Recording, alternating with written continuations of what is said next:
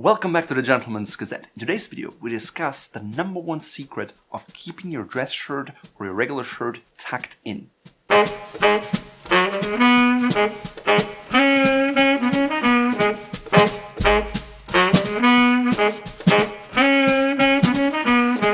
Many men I know are usually annoyed by their shirt coming undone or untucked if they move around, and they want to figure out a way to prevent that. You don't want to tuck in your shirt 4 times a day at the office, or even worse, having your shirt coming untucked during a meeting. So you Google, people come up with interesting techniques such as the military tuck, which actually just helps to prevent the look of too much excess fabric on the sides if you get a shirt that is too wide.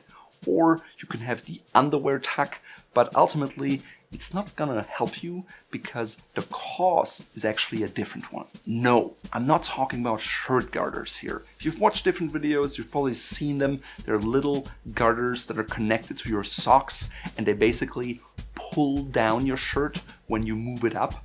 But ultimately, it's just trying to fix the results of something. It doesn't go to the root cause. Let's compare the shirt getting untucked to a dripping faucet.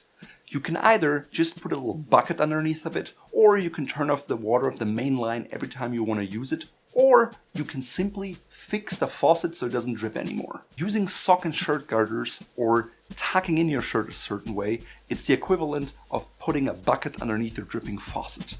The biggest secret to getting a shirt that stays tucked in all day is to have a shirt that fits you properly. Now, more specifically, you have to look at the following things. Dress shirts are traditionally longer in the back and longer in the front, but shorter on the sides, so there's not too much excess fabric. I suggest that the rear of your shirt covers your bum and has the same length in the front. That way, it won't come untucked, no matter if you wear your pants or your trousers on your natural waistline or lower on your hips. 2.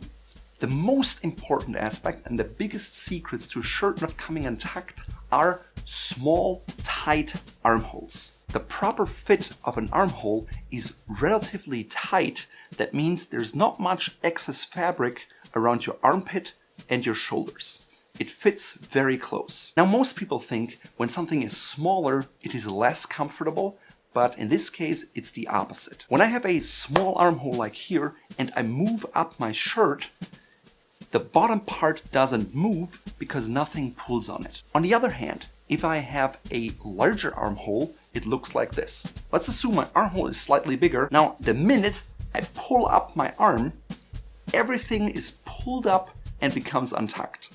The second I go down again, I have excess fabric being undone above my waistband. Basically, whenever you buy a dress shirt, you should try it on and make sure that the armholes are as small as possible while still being comfortable. So if you have shirt and sock garters, they may pull the shirt back in, but it's not always perfect because once it has been pulled out, something may get caught and you can't pull it right back in. Also, if you have a thinner fabric, it shows on your pants.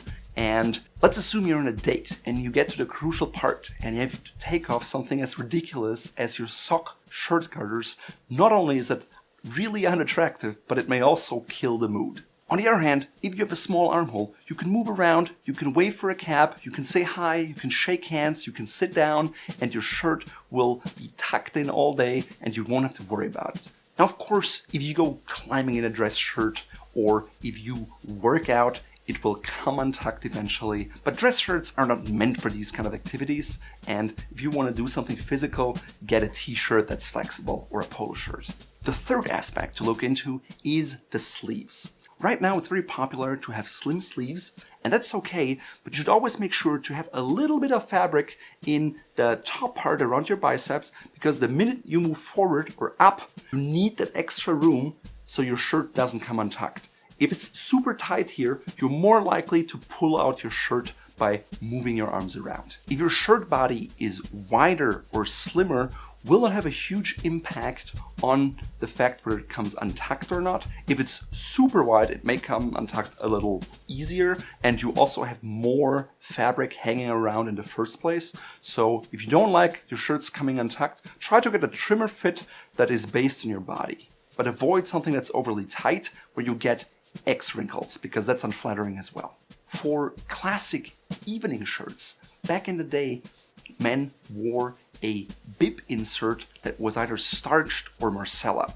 They were quite stiff, and so when people would sit or dance, they needed a little latch on the shirt that was able to be buttoned into the pants, and that way it would not move at all night. Now, unlike shirt cutters, you can easily undo that very quickly. You don't notice it, and it really serves the proper purpose of not having your shirt come undone or move around because it's connected to the pants.